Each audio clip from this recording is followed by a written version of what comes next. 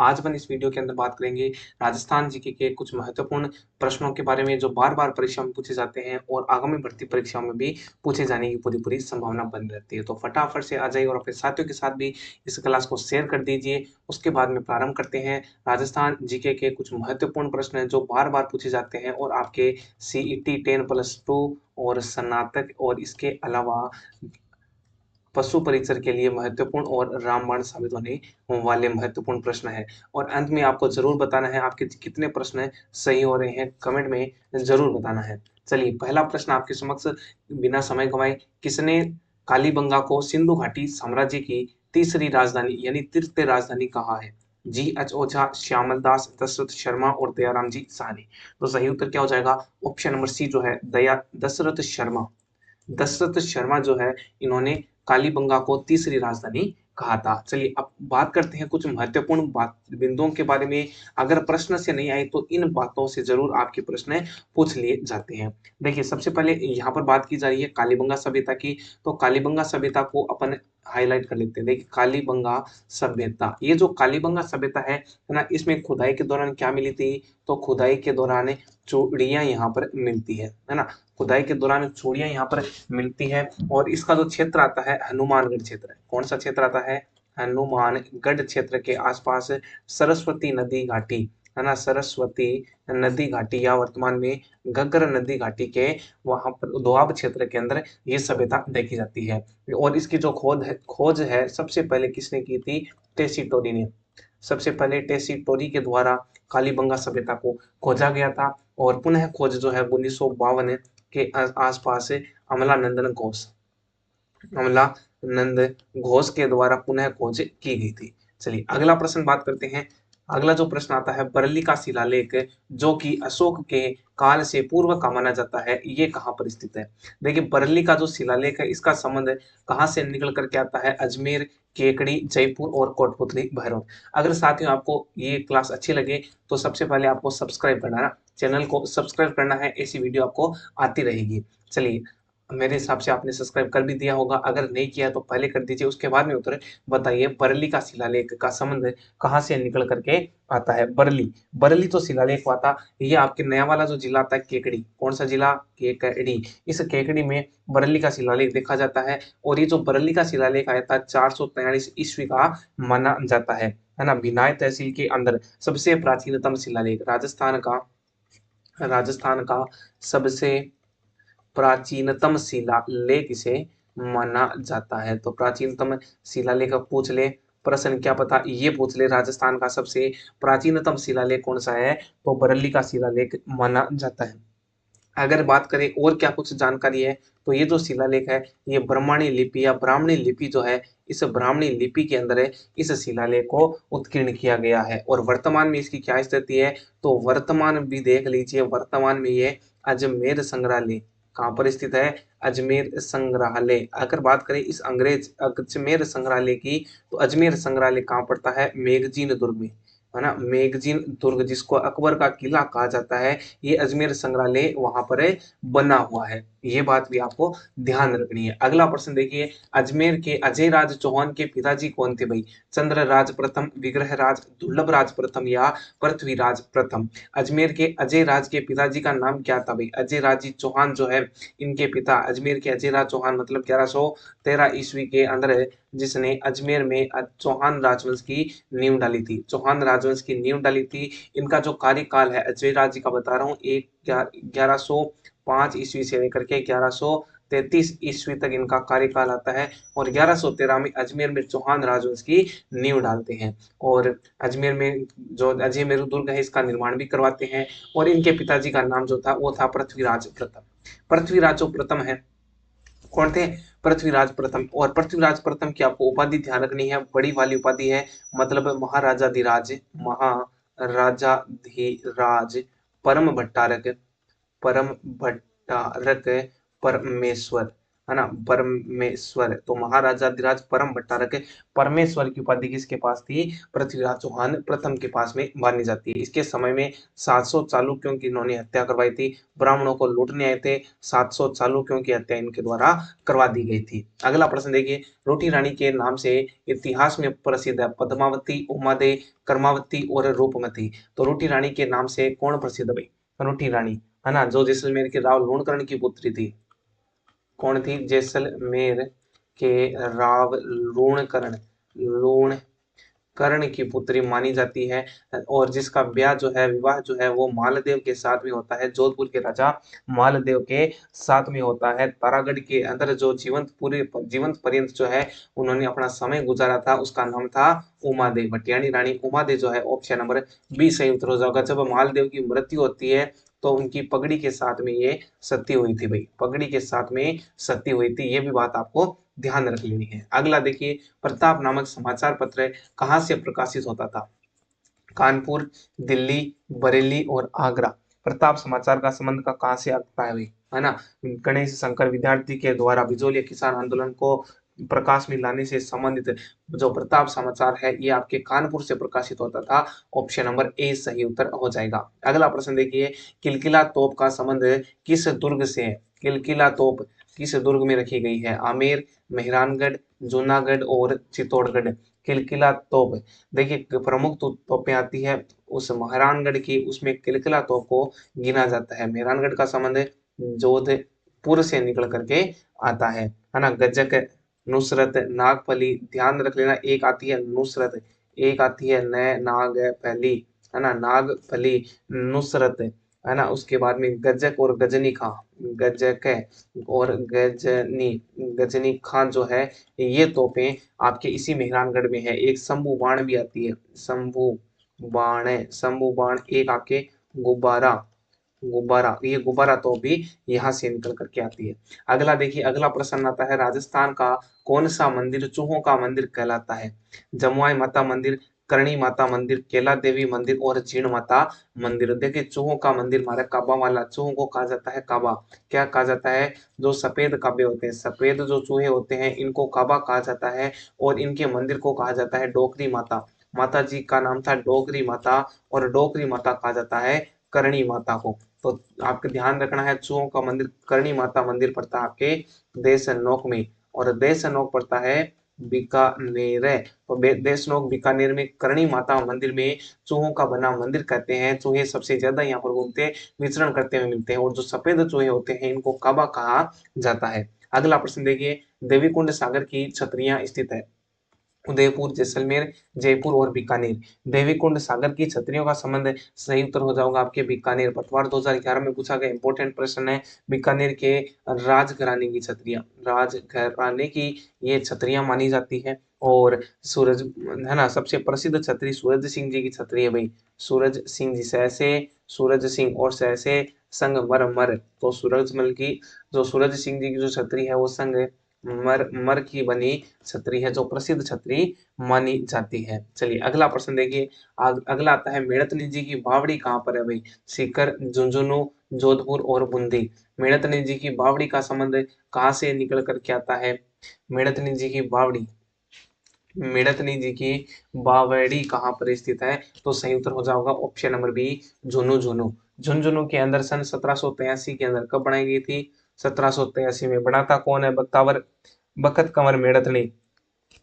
कौन बनाती है? बखत कंवर मेड़तनी, है ना, बखत कंवर मेड़तनी, मेड़तड़ी के द्वारा इसे झुंझुनू के अंदर मेड़तड़ी जी की छतरी का निर्माण करवाया जाता है। अगला प्रश्न देखिए, गरासिया जनजाति की नृत्य शैली है? गवरी, लूर, बम या तिरताली। तो गरासिया जनजाति के द्वारा कौन सा नृत्य किया जाता है? ध्यान रख लेना, लूर नृत्य किया जाता है, जो विवाह के रूप अवसर के ऊपर मुख्य रूप से किया जाता है। कौन सा नृत्य? लूर नृत्य जो है, ऑप्शन नंबर बी सही उत्तर हो जाएगा। चलिए अगली बात करता है, अगला जो प्रश्न आता है, प्रतापगढ़ किस क्षेत्र का भाग है? प्रतापगढ़ कांठल का मैदान, बोराट का पठार, गोडवाना लेड या छप्पन का मैदान। प्रतापगढ़ का संबंध आता है, देखिए प्रतापगढ़ माही नदी के कांठे पर स्थित है। किस पर स्थित है?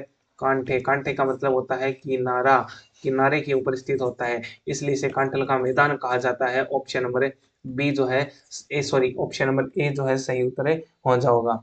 अगला प्रश्न देखिए, मुकुंदवाड़ा पहाड़ियां मुख्यतः किस जिले में फैली है? मुकुंदवाड़ा का संबंध कहाँ से आता है? मुकुंदवाड़ा की पहाड़ियां जयपुर, बांसवाड़ा, कोटा और अलवर। तो देखिए मुकुंदवाड़ा की जो पहाड़ी है कोटा झालावाड़, यानी कौन सा हो जाएगा? ऑप्शन नंबर सी जो है कोटा, इसके अलावा झालावाड़ है। तो कोटा झालावाड़ क्षेत्र में मुकुंदवाड़ा की पहाड़ियां फैली हुई है। ऑप्शन नंबर सी सही उत्तर हो जाएगा। अगला प्रश्न देखिए, बामणी किस नदी की सहायक नदी मानी जाती है? काली सिंध, चंबल, बनास और पार्वती। ये बामणी नदी का संबंध कहाँ से निकल करके आते हैं?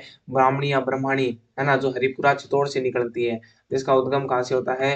हरिपुरा चित्तौड़ से इसका उद्गम माना जाता है। और ये निकल करके ये आपके भैंसरोडगढ़ के निकट चंबल में मिल जाती है। भैंसरोड भैंसरोडगढ़ के निकट किस में मिल जाती है? चंबल नदी में मिल जाती है। मतलब ऑप्शन नंबर बी सही उत्तर हो जाएगा। अगला देखिए, ताल छापर, ताल छापर अभ्यारण्य के लिए प्रसिद्ध है। बाघ, मोर, भालू और कृष्ण मृग। देखिए ताल छापर का संबंध कहाँ से आता है? चोरू से। इसी ताल छापर में क्या स्थित आपके? मोथिया घास। कौन सी घास है? मोतिया घास। और ये जाना जाता है आपके काले हिरणों के लिए। किसके लिए? काले हिरण। और काले हिरण को क्या कहा जाता है? कृष्ण मृग, कृष्ण मृग कहा जाता है। और इसी कृष्ण मृग के कारण चूरू जिले का जो शुभंकर है, चूरू जिले का जो शुभंकर है वो भी कौन सा आपके? कृष्ण मृग या काले हिरण माना जाता है। तो कृष्ण का ताल छापर किसके लिए हो जाएगा? कृष्ण मृग। और क्या है इस ताल छापर में? तो खारे पानी की झील भी इसी ताल छापर में स्थित है। अगला देखिए, चंबल और माही सुगंध किस फसल की उन्नत किस्म है? चना, सरसों, चावल और गन्ना। किसकी फसल उन्नत किस्म है भाई? चंबल और माही सुगंधा। चंबल और माही सुगंधा का संबंध कहाँ से आता है? तो ध्यान रख लेना, ये आपके चावल की किस्में मानी जाती है। कौन कौन सी आती है चावल की? देख लो, एक तो आता है चंबल, इसके अलावा माही सुगंध, इसके अलावा एक आती है आपकी रत्ना, रत्ना के बाद में एक आती है परमल, परमल है ना, परमल। एक आती है आपके परमल, परमल के अलावा एक आपकी आती है बासमती, चावल होते हैं। बासमती के अलावा माही सुगंध एक आती है आपके जया। ये जो है संबंधित है चंबल, रत्ना, परमल, बासमती और जया। ऑप्शन नंबर सी सही उत्तर हो जाएगा। कौन सी प्रजाति भेड़ की नहीं है? मेगरा, मालपुरी, बागड़ी और नाचना। इनमें से कौन सी भेड़ की प्रजाति नहीं मानी जाती? देखिए मेगरा, मालपुरी, बागड़ी होती है, नाचना जो है एक ऊंट की प्रजाति मानी जाती है। ऑप्शन नंबर डी सही उत्तर हो जाएगा। अगला देखिए, रोहिल खानी किस खनिज से संबंधित है? थोरियम, यूरेनियम, बेरिलियम और अभ्रक। रोहिल की जो खानी है ये हो जाएंगे आपके यूरेनियम के लिए जानी जाती है। और रोहिल का संबंध कहाँ से आता है? सीकर, सीकर के अंदर एक जगह पड़ती है खंडेला। कौन सी जगह है? खंडेला। इस खंडेला के अंदर रोहिल की खानी स्थित है और यूरेनियम के लिए जानी जाती है। और इसके अलावा एक खान आती है सुहागपुरा, वो भी यही इसी खंडेला सीकर के पास में बनी हुई है। अगला प्रश्न देखिए, कौन सा शहर राजस्थान का मैनचेस्टर, सिटी ऑफ मैनचेस्टर के नाम से राजस्थान के किस को कहा जाता है? कोटा, पाली, ब्यावर और भीलवाड़ा। हाँ तो देखिए ध्यान रख लेना, सिटी ऑफ मैनचेस्टर वस्त्र नगरी भीलवाड़ा को कहा जाता है, वस्त्र नगरी के नाम से भीलवाड़ा को जाना जाता है। अगला देखिए, बड़ला सोलर पार्क अवस्थित है जैसलमेर, ब्यावर, फलोदी और पोखरण। बड़ला सोलर पार्क का संबंध कहाँ से निकल करके आता है भाई? Bhadla solar park, Bhadla solar park Jaisalmer, Beawar, Phalodi और पोखरण। तो ध्यान रख लेना, इसका सही उत्तर होगा option number C, Phalodi. Phalodi के अंदर पड़ला सोलर पार्क पड़ता है भाई। अगला देखिए, उत्तर पश्चिमी रेलवे मंडल का मुख्यालय स्थित है जयपुर, अजमेर, कोटा और जोधपुर। उत्तर पश्चिमी रेलवे मंडल का मुख्यालय कहाँ बना हुआ है? उत्तर पश्चिमी रेलवे मंडल का जो मुख्यालय है सही उत्तर होगा जैसलमेर, सॉरी जयपुर। जयपुर के अंदर उत्तर पश्चिमी रेलवे मंडल का मुख्यालय है। अगला देखिए, पॉलिटी से संबंधित संविधान के अनुच्छेद 155 के तहत राज्यपाल की नियुक्ति निम्न में से किसके द्वारा की जाती है? भारत का राष्ट्रपति, भारत का प्रधानमंत्री, राज्य के मुख्यमंत्री या केंद्रीय मंत्री परिषद। तो किसके द्वारा जो है अनुच्छेद 155 के तहत उल्लेखित है कि भारत के राजस्थान के राज्यपाल, किसी भी राज्य का राज्यपाल हो, राज्यपाल की जो नियुक्ति है वो भारत के राष्ट्रपति के द्वारा की जाती है ना। किसके द्वारा की जाती है? राज्यपाल के, राष्ट्रपति के द्वारा की जाती है। और अनुच्छेद कौन सा है? 155 155 के अंदर उल्लेखित है। अगला प्रश्न देखिए, मंत्री राज्य मंत्री परिषद सामूहिक रूप से उत्तरदायी होता है। जो भी मंत्री परिषद है वो सामूहिक रूप से किसके प्रति उत्तरदायी होगा? विधानसभा, लोकसभा, मुख्यमंत्री या राज्यपाल? तो ध्यान रख लेना, सामूहिक रूप से अगर पूछा जाए तो विधानसभा के प्रति उत्तरदायी होता है। किसके प्रति उत्तरदायी होता है? विधानसभा के प्रति उत्तरदायी होता है। अगर बात करें कौन सा अनुच्छेद करता है? अनुच्छेद 164 2 में इस बात का उल्लेख है कि सामूहिक रूप से होता है। लेकिन अगर पूछ ले कि भाई साहब व्यक्तिगत व्यक्तिगत रूप से किसके प्रति उत्तरदायी होता है? तो प्रति राज्यपाल के प्रति उत्तरदायी होता है। अगला प्रश्न देखिए, जिला न्यायाधीश नियुक्त किए जाते हैं मुख्यमंत्री, राज्यपाल, भारत का राष्ट्रपति या भारत के मुख्य न्यायाधीश के द्वारा। तो जिला न्यायाधीश की जो नियुक्ति है वो राज्यपाल के द्वारा किया जाता है। किसके द्वारा किया जाता है? राज्यपाल के द्वारा किया जाता है। जिला न्यायाधीश जो होते हैं इनकी नियुक्ति से संबंधित प्रावधान आता है 233 अनुच्छेद नंबर 233 ए के अंदर उल्लेखित है। सीईटी 2023 में ये प्रश्न पूछा गया था भाई। चलिए अगला प्रश्न देखिए, राजस्थान में शासन सचिवालय की स्थापना कब होती है? शासन सचिवालय अप्रैल 1949, नवंबर 1950, नवंबर 1949 या अप्रैल 1950? तो देखो भाई, शासन सचिवालय की जो स्थापना हुई थी अप्रैल 1949, ऑप्शन नंबर ए सही उत्तर हो जाएगा। अगला देखिए, राजस्थान निम्नलिखित में से कौन सा ग्राम सभा का कार्य नहीं है? जनजाति कल्याण, ग्रामीण स्वास्थ्य, जल योजना और जनगणना। तो किसका जो है आपके ग्राम सभा का कार्य नहीं माना जाता है? तो जल की योजना इनका ही है, ग्रामीण स्वास्थ्य, जनजाति कल्याण भी, लेकिन जनगणना ये ग्राम सभा का कार्य नहीं होता है। ऑप्शन नंबर डी सही उत्तर हो जाएगा। अगला देखिए, किस सभ्यता को धूलकोट सभ्यता के नाम से जाना जाता है? कालीबंगा, पलाथल, बेराट और आर्ट। तो देखिए, धूलकोट सभ्यता जो है जिसे आघाटपुर की सभ्यता के नाम से भी जाना जाता है।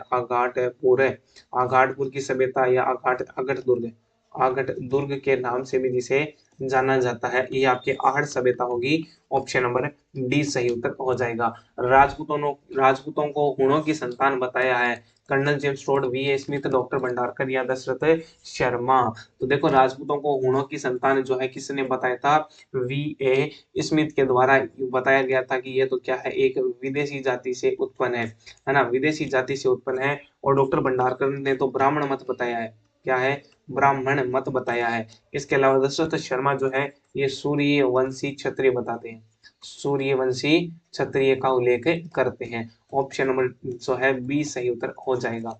चलिए अगला प्रश्न देखिए, ऑप्शन नंबर बी। अगला देखिए, राजस्थान के कौन से शासन को विद्वानों ने हिंदूपत कहा है? कौन से शासक को हिंदूपत कहा है? कुंभा, सांगा, नागभट्ट सेकंड या अर्णोराज? तो हिंदूपत शासक किसे कहा जाता है? हिंदूपत शासक महाराणा सांगा को कहा गया है। और महाराणा सांगा की बात करें तो इनका कार्यकाल आता है 1509 से लेकर के 1528 है। इसी महाराणा सांगा को हिंदूपत के अलावा कर्नल जेम्स टोड ने क्या कहा था? कर्नल जेम्स टोड, ये जो कर्नल जेम्स टोड है इनके द्वारा कहा गया था सिपाही का अंश। क्या कहा गया था? सिपाही का अंश इनको कहा जाता है। तो सिपाही का अंश किसने कहा था? Colonel James Tod. किसको कहा था? महाराणा सांगा को कहा था। अगला देखिए भाई, निम्नलिखित शासकों में अश्वमेध यज्ञ संपन्न कराने वाला शासक कौन था? सवाई जय सिंह, सांगा, मालदेव और रावचंद्र सेन। तो देखिए, अश्वमेध यज्ञ को संपन्न किसने करवाया था? अंतिम हिंदू शासक जिसने अश्वमेध यज्ञ संपन्न कराया था वो था Sawai Jai Singh. Option number A सही उत्तर हो जाएगा। ये इसको माना जाता है अंतिम हिंदू शासक, अंतिम हिंदू शासक जिसने अश्वमेध यज्ञ को संपन्न कराया था, अश्वमेध यज्ञ को संपन्न करवाया था। अगला प्रश्न देखिए, अंतिम प्रश्न, तिवारा कर वसूला जाता था औद्योगिक उत्पाद, दूसरे राज्यों से व्यापार या दीपावली होली जैसे पर्व या कृषि उत्पाद? तो ध्यान रख लेना, तिवारा का मतलब होता है त्योहार। किससे होता है? त्योहार। तो प्राचीन समय में त्योहार के अवसर पर दीपावली और होली जैसे पर्वों पर जो है वो तिमारा कर वसूला जाता था। आजकल भी ली जाती है, तिवारी दे दे भाई, तिवारी दे दे, वो तिमारा कर होता है। तो साथियों मिलते हैं नेक्स्ट वीडियो के अंदर, तब तक के लिए जय हिंद, जय भारत, आपका दिन शुभ रहे। राधे राधे।